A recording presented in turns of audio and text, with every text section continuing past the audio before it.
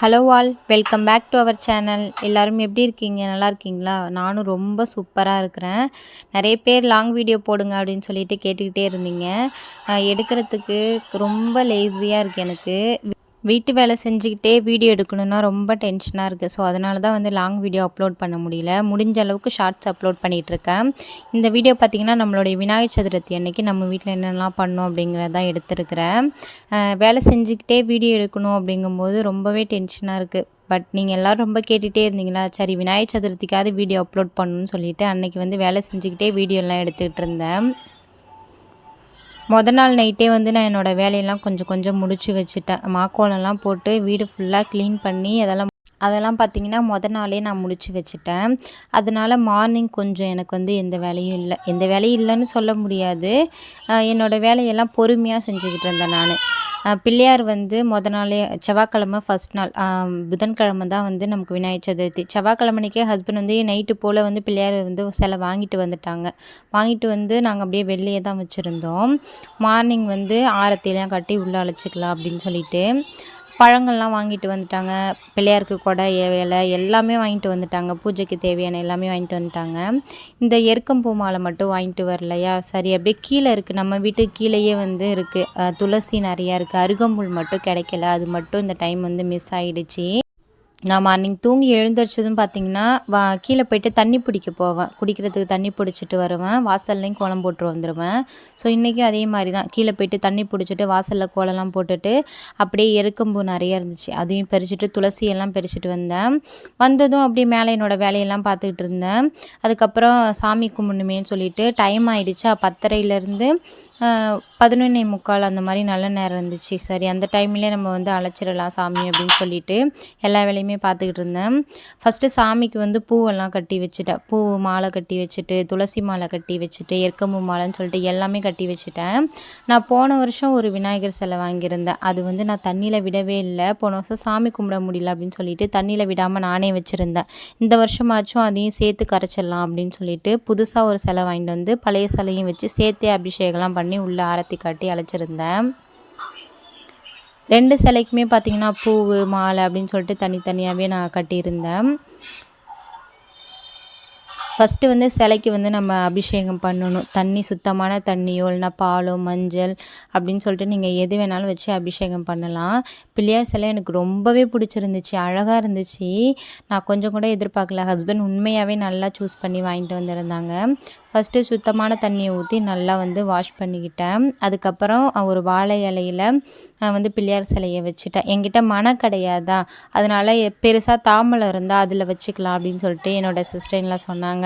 அதனால் தாம்பலத்தில் வாழை இலை போட்டு அதில் பச்சரிசியெல்லாம் வச்சு அது மேலே 2 பிள்ளையாரையும் அபிஷேகம் பண்ணி நான் எடுத்து வச்சுட்டு பூவெல்லாம் போட்டுட்டேன். கூட யாருமே இல்லையா, சரி நானே வீடியோ எடுத்துகிட்டு செய்யணுங்கிறதால கொஞ்சம் கஷ்டமாக தான் இருந்துச்சு. அப்பப்போ போயிட்டு வீடியோவும் ஆஃப் பண்ணிவிட்டு அதுக்கப்புறம் சாமி கும்பிட வேண்டியதாக இருந்துச்சு. எதாக இருந்தாலும் பிள்ளையார் மேலே அப்படியே பாரத்தை போட்டுட்டு என்னோடய வேலை எல்லாமே செஞ்சுக்கிட்டு இருந்தேன். அப்படியே பிள்ளையாருக்கு ஆரத்தியெல்லாம் காட்டி சாமி கும்பிட்டுட்டு பூவெல்லாம் போட்டு நல்லா அர்ச்சனைலாம் பண்ணிவிட்டு நான் அப்படியே சாமி பிள்ளையாரை நானே உள்ளே தூக்கிட்டு வந்துட்டேன். உள்ளே யாரும் தூக்கிட்டு போகிறதுக்கும் ஆள் இல்லை. ஹஸ்பண்ட் இருந்தாங்கன்னா அவங்க எடுத்துகிட்டு போயிடுவாங்க. அதனால் நானே 1 பை 1 என்னோடய வேலையெல்லாம் பார்த்துட்டு அழகாக பிள்ளையாரையும் வீட்டுக்குள்ளே நம்ம அழைச்சிட்டு வந்துட்டோம். இதில் ஒரு ப்ளஸ் பாயிண்ட் என்னென்னு பார்த்தீங்கன்னா, பாப்பா கொஞ்சம் கூட அழவே இல்லை. எனக்கு நல்லாவே கோஆப்ரேட் பண்ண அன்னைக்கு. பாப்பா கொஞ்சம் அழுதுகிட்டு நான் தூக்கி வச்சுருக்கணும் அப்படின்னு சொல்லிட்டு அழுதான்னு சொன்னால் பார்த்திங்கன்னா, நான் எந்த வேலையுமே செய்யவே முடியாது. அன்றைக்கி பாப்பா பார்த்திங்கன்னா சைலண்டாக அவளுடைய விளையாட்டு ஜாமான்லாம் வச்சு விளையாண்டுக்கிட்டு இருந்தா. நான் அப்படியே என்னோடய வேலையெல்லாம் பார்த்துட்டு வீடியோ எடுத்துக்கிட்டு இருந்தேன். பிள்ளையாரை அழைச்சிட்டு வந்ததும் அப்புறம் துளசி மாலை, எருக்கம்பூ மாலை, ஜெவந்தி பூன்னு சொல்லிட்டு எல்லாமே அழகாக வச்சு நான் சாமிக்கு வச்சுட்டேன். குட்டி பிள்ளையாருக்கும் பெரிய பிள்ளையாருக்கும் தனித்தனியாக செஞ்சுருந்ததால் அழகாக வச்சுட்டேன். நம்ம வீட்டு பிள்ளையார் எப்படி இருக்காங்கன்னு சொல்லிட்டு மறந்துடாமல் கமெண்ட்டில் ஷேர் பண்ணுங்கள். நான் கல்யாணம் ஆகி பார்த்திங்கன்னா 3 இயர்ஸ் ஆகுது. மேரேஜ் ஆகி 3 இயர்ஸில் இந்த வருஷம் தான் ஏதோ நான் திருப்தியாக சாமி கும்பிட்ட மாதிரி இருந்துச்சு. ஃபஸ்ட் இயரே பார்த்திங்கன்னா கல்யாணம் ஆகி நான் கன்சீவ் ஆகிட்டேன். செகண்ட் இயர் பார்த்திங்கன்னா நான் அம்மா வீட்டில் இருந்தேன். இது 3வது வருஷம். இந்த வருஷம் நல்லா திருப்தியாக சாமி கும்பிட்டேன். சரி போன வருஷம் நான் இங்கே தான் இருந்தேன். பட் என்னால் சாமி கும்பிட முடியல. அது ஒதுங்கிட்டேன் நான். அதனால் சாமி கும்பிட முடியாமல் இருந்துச்சு. பட் இந்த வருஷம் கண்டிப்பாக சாமிக்கு படைச்சிடணும்னு சொல்லிட்டு வேண்டிகிட்டே இருந்தேன். அதே மாதிரி நல்லபடியாக சாமி கும்பிட்டு படைச்சிட்டேன்.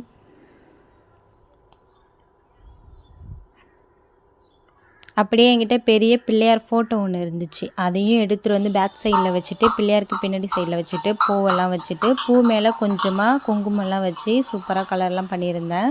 சாமிக்கு நெய்வேத்தியமாக பார்த்திங்கன்னா வெத்தலை பாக்கு பழம் மட்டும் இப்போதைக்கு எடுத்து வச்சுருந்தேன். ஈவினிங் படைக்கும்போது நம்ம சாமிக்கு வாங்கி வச்சுருக்க, பிள்ளையாருக்கு வாங்கி வச்சுருக்க பழம், சோளம், கம்பு, வாழைப்பழம்னு சொல்லிட்டு அதெல்லாம் எடுத்து வச்சுக்கலாம். இப்போதைக்கு சும்மா வாழைப்பழம் வெத்தலை பாக்கு மட்டும் வச்சிடணும்னு சொல்லிட்டு அதை மட்டும் வச்சுட்டு நானும் அப்படியே கிச்சனுக்கு வந்துட்டேன். ரொம்ப நேரம் நம்ம வந்து பிள்ளையாரே பார்த்துக்கிட்டு இருந்தால் அவருக்கு தேவையான நெய்வேத்தியம்லாம் நம்ம செய்யணும் இல்லையா அப்படின்னு சொல்லிட்டு நானும் அப்படியே கிச்சனுக்கு வந்துட்டேன்.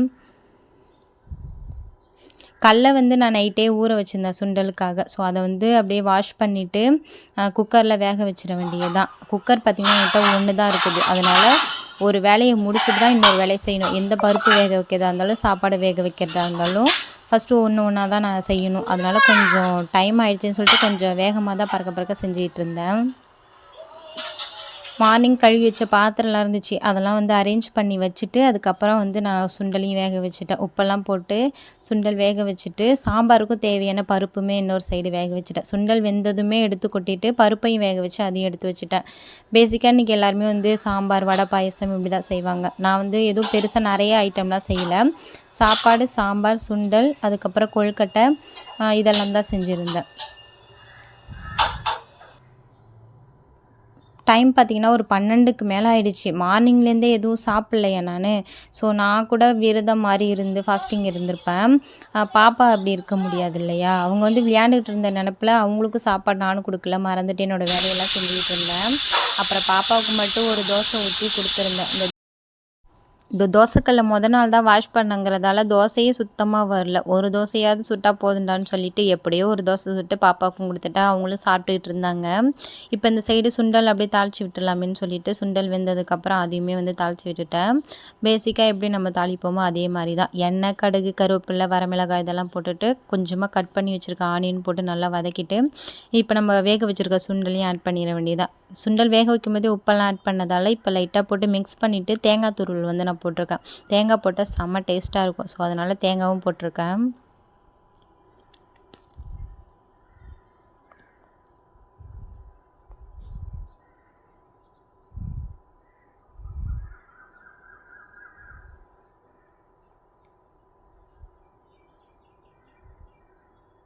சுண்டல் ரெடி ஆனதுக்கப்புறம் பார்த்திங்கன்னா சாம்பாரும் பருப்பு வெந்துருச்சு. ஒன்றா தான் செய்யணும்னு சொன்னேன் இல்லையா, நான் ஒரு குக்கர் தான் வச்சுருக்கேன்னு சொல்லிட்டு. ஸோ சுண்டல் வெந்ததுக்கப்புறம் பருப்பு வேக வச்சுட்டேன் சாம்பாருக்கு. ஸோ அதுவும் வெந்துருச்சு. அதுக்கப்புறம் அது மத்து வச்சு நல்லா நானும் அப்படியே கிடஞ்சி விட்டுட்டு மிளகாத்தூள்லாம் போட்டுட்டேன். பருப்பு வேகும்போதே சாம்பாருக்கு தேவையான காயுமே கட் பண்ணி வச்சுட்டேன். முருங்கைக்காய், கத்திரிக்காய், கேரட் இதெல்லாம் போட்டு தான் வந்து சாம்பார் வச்சுருந்தேன். அம்மா ஊர்லேருந்து வரும்போதே நிறைய முருங்கைக்காய் எடுத்துகிட்டு வந்தாங்க, நம்ம வீட்டு மரத்தில் காய்ச்சிருக்குன்னு சொல்லிட்டு. அதெல்லாம் பார்த்திங்கன்னா நானும் அக்காங்கன்னு சொல்லிட்டு அப்படியே 4 பேரும் ஷேர் பண்ணிக்கிட்டோம். இப்போ ஆயில் விட்டு கடுகு போட்டதுக்கப்புறம் வரமிளகாய், கருவேப்பிலை இதெல்லாம் போட்டு பொரிஞ்சதுக்கப்புறம் நம்ம காய் கட் பண்ணி வச்சுருக்கோம் இல்லையா, அதையுமே வதக்கிட்டு இப்போ சாம்பார் மிக்ஸுமே ஆட் பண்ணிவிட்டு நல்லா மிக்ஸ் பண்ணி விட்டுற வேண்டியதான். தேவையான அளவுக்கு உப்பு போட்டு மூடி போட்டு நல்லா கொதிக்க விட வேண்டியதான். ஒரு 5 நிமிஷம் லோ ஃப்ளேமில் வச்சு கொதிக்க வச்சோன்னா சாம்பார் சூப்பராக ரெடி ஆகிடும். சாம்பார் வெந்ததுக்கப்புறம் இப்போ வந்து நம்ம வந்து கொழுக்கட்டைக்கு ரெடி பண்ணோம் இல்லையா, கொழுக்கட்டை மட்டும்தான் இன்னும் பாக்கி இருக்குது. ஓகே, ஓரளவுக்கு எல்லா வேலையும் முடிச்சுட்டேன். சாப்பாடுமே ரெடி பண்ணிட்டேன். அதனால் கொஞ்சமாக கடலைப்பருப்பு வேக வச்சுருந்தேன். அதை அப்படியே குக்கரில் வேக வச்சிடலாமேன்னு சொல்லிட்டு தண்ணி ஊற்றி அப்படியே வேக வச்சுட்டேன். லைட்டாக ஒரு பிஞ்ச் அளவுக்கு மட்டும் உப்புமே ஆட் பண்ணியிருந்தேன் வேக வைக்கும்போது. நிறைய சேர்த்துறாதீங்க, ஏன்னா கொழுக்கட்டை ஸ்வீட்டாக தான் இருக்கணும். அதனால் கொஞ்சமாக லைட்டாக மட்டும் உப்பு போட்டு அப்படியே வேக வச்சுருங்க. மார்னிங் தலை குளிச்சுட்டு கிளிப்பு போட்டேன் நான் தான். அதுக்கப்புறம் தலையே பின்னலை. ஃபுல்லாக அந்த கிளிப்போடைய வேலையெல்லாம் செஞ்சுக்கிட்டு இருந்தேன். டைம் இருக்காது. ஃபெஸ்டிவல் டயத்தில் நம்ம ஏதாச்சும் செய்கிறோம், கிச்சனுக்கு போயிட்டோம் அப்படின்னா நம்மளை கேர் பண்ணிக்கிறது சுத்தமாக ஞாபகம் வராது. கடகடன்னு நம்ம வேலையெல்லாம் முடிச்சுட்டு சாமி கும்பிடணும் அப்படிங்கிறது மட்டும்தான் என் மைண்டுக்குள்ளே ஓடிக்கிட்டே இருக்கும். ஸோ அதனால் தலைலாம் எதுவுமே பின்னவே இல்லை. பருப்பு வெந்துச்சு பார்த்திங்களா, கடலைப்பருப்பு, அந்த டைமில் தான் ஓடி போயிட்டு அப்படியே தலைலாம் பின்னிட்டு வந்துட்டேன். சும்மா நார்மலாக நான் கிளிப்பு போட்டிருந்தேனே அந்த ஹேர் ஸ்டைல் நல்லா இருக்கா, அப்படி இல்லை இந்த மாதிரி கிளிப்பு போட்டு பின்னி போட்டிருக்கு அது நல்லா இருக்கா அப்படின்னு சொல்லிட்டு கமெண்ட்டில் ஷேர் பண்ணுங்கள். கடலைப்பருப்பு வெந்ததுக்கப்புறம் இப்போ ஏலக்காய், சர்க்கரை இதெல்லாமே பருப்பில் ஆட் பண்ணணும். பருப்பை நல்லா வந்து மசிச்சு விட்டுற வேண்டியதுதான். கொழுக்கட்டையும் மாவு பார்த்திங்கன்னா பச்சரிசி மாவு வந்து ஒரு 2 கப் அளவுக்கு எடுத்து அதில் ஒரு பிஞ்ச் அளவுக்கு உப்பு ஆட் பண்ணி நல்லா சூடான தண்ணி வெதுவெதுப்பான தண்ணி ஊற்றி நல்லா மிக்ஸ் பண்ணி வச்சுட்டேன். கொழுக்கட்டைக்கு மாவு வேணுமே அப்படின்னு சொல்லிட்டு. சர்க்கரையும் மண்டை வெல்லம் வாங்கிட்டு வந்திருந்தாங்க. அதனால் அப்படியே மத்து வச்சு நல்லா உடச்சிட்டேன். சில பேர் வந்து கொஞ்சமாக தண்ணி ஊற்றி அதில் கல் மண்ணும் இருக்கும் அப்படின்னு சொல்லிட்டு வடிகட்டி செய்வாங்க. பட் இதில் அந்த மாதிரி எதுவும் இல்லை. அதனால் நான் அப்படியே டேரெக்டாக ஆட் பண்ணிட்டேன். ஆட் பண்ணிவிட்டு சர்க்கரை, ஏலக்காய், அப்புறம் கொஞ்சமாக நெய், கடலைப்பருப்பு வேக வச்சோம் இல்லையா, அதை நல்லா மசிச்சு வச்சுருக்கோம். அதையுமே ஆட் பண்ணி ஒரு பிஞ்சளவுக்கு உப்பு போட்டு நல்லா மிக்ஸ் பண்ணி விட்டுற வேண்டியதான். பருப்பு அதாவது நமக்கு கொழுக்கட்டை தேவையான ஸ்டஃபிங் உள்ளே வைக்க போகிறோம். இப்போ வாழை இலை தான் நான் எடுத்திருக்கேன். இது எல்லாமே நான் முன்னாடியே கட் பண்ணி வச்சுட்டேன். ஏன்னா நம்ம வீடியோ எடுத்துகிட்டே செய்கிறோங்கும்போது கொஞ்சம் வேலையை வந்து நம்ம ஈஸியாக எடுத்துக்கணும் அப்படின்னு சொல்லிட்டு ஈஸியாக நமக்கு வச்சுக்கிட்டா தான் வேலை செய்யும்போது கஷ்டமாக இருக்காது இல்லையா. பிகாஸ் பாப்பா வேறு இருக்கிறா, அவள் வந்து கொஞ்சம் அழ ஆரம்பிச்சிட்டானா நம்மளால் எந்த வேலையுமே செய்ய முடியாது. அதனால் வந்து டைம் கிடைக்கும் போது தான் சைடில் எல்லா வேலையுமே நான் முடிச்சு வச்சுருவேன். அதேமாரி தான் அந்த வாழையெல்லாம் கூட கட் பண்ணி வாஷ் பண்ணி எடுத்து வச்சுட்டேன். இப்போ டக்குன்னு மாவெல்லாம் தட்டி உள்ளே அப்படியே ஸ்டஃபிங் பூரணை வச்சு மூடி வச்சு அப்படியே வேகவும் வச்சுட்டேன் நான். அவ்வளோதாங்க, கொழுக்கட்டை வெந்துட்டா நம்மளோட எல்லா வேலையுமே முடிஞ்சிருச்சு. சாப்பாடு, சாம்பார், கொழுக்கட்டை, சுண்டல் இவ்வளோ 4 தான் செஞ்சுருந்தேன். ஆனால் இதுக்கே டைம் பார்த்திங்கன்னா ஒரு 2 மணி நேரத்துக்கு மேலேயே இழுத்துருச்சு எனக்கு. 1:45லேருந்து 2:45 வரைக்கும் நல்ல நேரம் இருந்துச்சு. அந்த டைமுக்குள்ளே படைச்சிடணும். மார்னிங் படைக்கும் போதே யாருமே இல்லை, ஹஸ்பண்ட் இல்லை, நான் மட்டும்தான் தனியாக படைச்சேங்கிறதால எனக்கே கொஞ்சம் கஷ்டமாக இருந்துச்சு. சரி மதியமாவது படைக்கும் போது வந்துருங்க அப்படின்னு சொல்லிட்டு ஹஸ்பண்ட்டை மார்னிங்கே சொல்லி அனுப்பியிருந்தேன். வந்துடுறேன்னு சொன்னாங்க. அதுக்கப்புறம் கொஞ்சம் டைம் ஆகிடுச்சுமா, நீயே படைச்சிரு, நான் 3 மணிக்கு மேலே தான் வருவேன், ஆர்டரில் இருக்கேன்னு சொல்லிட்டாங்க. ஸோ அதுக்காக என்ன பண்ணுறதுன்னு சொல்லிட்டு கொழுக்கட்டை வேகும் போதே வந்து பாத்திரம்லாம் சமைச்ச பாத்திரம்லாம் இருந்துச்சு. அதை எல்லாமே கையோட வாஷ் பண்ணி வச்சுட்டு கிச்சனையும் நீட்டாக க்ளீன் பண்ணி வச்சுட்டேன். அப்புறம் டைம் 2க்கு மேலே ஆகிடுச்சு. எல்லார் வீட்லேயும் படைக்க ஆரம்பிச்சிட்டாங்க. மணி சவுண்டு எங்கே பார்த்தாலும் கேட்டுக்கிட்டே இருந்துச்சா, சரி நம்மளும் படைச்சிருவோமே என்ன அப்படின்னு சொல்லிட்டு 10 வாழையெல்லாம் வாஷ் பண்ணி எடுத்துகிட்டு வந்து போட்டுட்டு ஃப்ரூட்ஸ் வாங்கிட்டு வந்து வச்சுருந்தோம் இல்லையா, பழங்கள்லாம் நம்ம பிள்ளையாருக்கு தேவையான என்னென்ன பழம்லாம் வாங்கி வச்சுருக்கோமோ அது எல்லாமே எடுத்து வச்சுட்டேன் வாழையிலையுமே. இதுக்கப்புறம் பொரி ஒரு பாக்கெட் வாங்கிட்டு வந்தாங்க. பொரியெல்லாம் நிறையா வச்சுட்டு சுண்டல் வேக வச்சுருந்ததையும் நிறையா வச்சுட்டேன். வெத்தலை பாக்கு, பழம், அதுக்கப்புறம் கொழுக்கட்டைன்னு சொல்லிட்டு எல்லாமே எடுத்துகிட்டு வந்து வச்சுட்டேன். அதுக்கப்புறம் விளக்கெல்லாம் ஏற்றி சூடம், பத்தி, சாம்பிராணின்னு சொல்லிட்டு எல்லாமே எடுத்துகிட்டு வந்து அழகாக காட்டிட்டு முக்கியமாக தேங்காய் உடைக்கணும். தேங்காய்னா பிள்ளையாருக்கு ரொம்ப பிடிக்கும், அதனால் தேங்காய் உடைக்கணும். இந்த டைம் ஒன்றே ஒன்று மட்டும் மிஸ்ஸிங், அருகம்புல் மட்டும் நான் மறந்தே போயிட்டேன். பட் நெக்ஸ்ட் இயராவது கண்டிப்பாக வந்து அருகம்புல் வந்து வாங்கிட்டு வந்து வச்சிடணும். அது மட்டும் ஒரு குறையாக இருந்துச்சு. சரி என்ன பண்ணுறது, இங்கே கிடைக்காது, கீழெல்லாம் இருக்காது, நம்ம காசு கொடுத்தா வெளில வாங்கணும். எனக்கு இங்கே நான் ரொம்ப தேடி பார்த்தா கிடைக்கல, அதனால் விட்டுட்டேன் நான். அது மட்டும் மிஸ்ஸிங்கிறதால சரி வேணாம் ஓகே விட்டுட்டு, அதுக்கப்புறம் மஞ்சள் பிள்ளையார் இருக்கும் இல்லையா, நம்ம எந்த விசேஷனாலும் மஞ்சள் பிள்ளையார் வந்து பிடிச்சு வைப்போம், அம்மா சொல்லியிருக்காங்க. ஸோ அதனால் மஞ்சளில் வந்து பிள்ளையார் மாதிரி அப்படி பிடிச்சி ஒரு பிளேட்டில் வந்து வச்சுட்டேன். கீழே பிள்ளையாருக்கு அப்படியே லைட்டாக குங்குமம் வச்சுட்டு பூவெல்லாமே போட்டிருந்தேன். இந்த வருஷம் ரொம்பவே திருப்தியாக வந்து நான் சாமி கும்பிட்டேனே சொல்லுவேன். ஹஸ்பண்ட் இல்லைனாலுமே எனக்கு பிடிச்ச மாதிரி எல்லா திங்ஸுமே வாங்கிட்டு வந்து கொடுத்துருந்தாங்க. நான் கேட்டதுமே வாங்கிட்டு வந்து கொடுத்துருந்தாங்க. அதனால் எல்லாத்தையுமே வச்சு சூப்பராக வந்து பிள்ளையாருக்கு இந்த வருஷம் படைச்சிட்டேன். தேங்காயும் நானே உடச்சி அதுக்கப்புறம் தண்ணியெல்லாம் அள்ளி ஊற்றிட்டு நல்லா திருப்தியாக சாமி கும்பிட்டுருந்தேன். நான் எப்போ மணியாட்டி சாமி கும்பிட்டாலும் பாப்பா வந்து உடனே ஓடியாந்துருவா. மணி சவுண்டு கேட்டோன்னே சாமி கும்பிட்றதுக்காக வந்துடுவா. சாமி கும்பிட்டு முடிச்சோடனே திருநூறு வச்சுப்போம் இல்லையா, நாங்கள் அவங்களுக்கு வச்சு விடுவோம், அவங்க வந்து எங்களுக்கு வச்சு விடுவாங்க. எப்போயுமே அது ரெகுலராக நடக்கும். சாமி கும்பிட்டு முடிச்சோன்னே விபூதி வச்சுப்போம். பாப்பா சாமி கும்பிட்டு இருக்கும்போதே ஒரு வாழைப்பழத்தை எடுத்துகிட்டு போயிருப்பா, நீங்கள் பார்த்துருப்பீங்க. ரொம்ப நேரம் அது வேணும்னு சொல்லிட்டு அழுதுகிட்டே இருந்தா. சரி எடுத்துகிட்டு போமான்னு சொல்லிட்டு நானும் விட்டுட்டேன். குழந்தையும் தெய்வமும் ஒன்றும்பாங்க, இதில் என்ன இருக்குன்னு சொல்லிட்டு நானும் அப்படியே விட்டுட்டேன். அவங்களும் உள்ளே எடுத்துகிட்டு போய் அந்த வாழைப்பழத்தை எடுத்து சாப்பிட்டுட்டு இருந்தாங்க. ஓகே, இந்த வீடியோட எண்டுக்கு வந்துட்டோம். இந்த வீடியோ உங்களுக்கு ரொம்ப பிடிச்சிருக்குன்னு நினைக்கிறேன். இது வரைக்கும் ரிலாக்ஸாக இந்த வீடியோ பார்த்த எல்லாருக்குமே ரொம்ப நன்றி. வீடியோ பிடிச்சிருந்தா மறக்காமல் நம்ம சேனலை சப்ஸ்கிரைப் பண்ணி வச்சுக்கோங்க. நெக்ஸ்ட் வீடியோவில் பார்க்கலாம். டாடா, பாய்.